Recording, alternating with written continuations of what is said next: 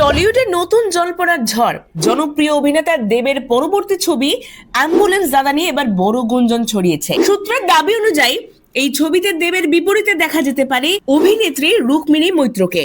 যদিও এখনো পর্যন্ত নির্মাতাদের তরফে আনুষ্ঠানিক ঘোষণা করা হয়নি, তবুও ইন্ডাস্ট্রির অন্দরে এই কাস্টিং নিয়ে সমালোচনা তুঙ্গে।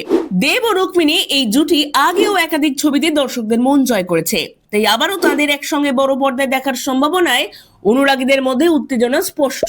অ্যাম্বুলেন্স দাদার নাম শুনেই বোঝা যাচ্ছে এই ছবির গল্প কোনো সমাজমুখী বা মানবিক বিষয়কে কেন্দ্র করে তৈরি হতে পারে। শোনা যাচ্ছে দেবকে একেবারে ভিন্ন ধরনের চরিত্রে অভিনয় করতে দেখা যাবে, যা আগের ছবিগুলোর থেকে একেবারে আলাদা। আর ঠিক সেই চরিত্রের সঙ্গেই মানানসই এক শক্তিশালী মহিলা চরিত্রের প্রয়োজন ছিল, যার জন্য নাকি রুক্মিণীর নাম ভাবা হচ্ছে। যদি এই জল্পনা সত্যি হয়, তাহলে দেব রুক্মিণী জুটির আরো একবার রোম্যান্স ও আবেগের মেলবন্ধন দেখতে পাবেন দর্শকরা। তাহলে কি সত্যি অ্যাম্বুলেন্স দাদাতে দেবের বিপরীতে থাকতে চলেছে রুক্মিণী মৈত্র? এই প্রশ্নের উত্তর খুব শীঘ্রই জানবেন লোকাল টুডে নিউজে।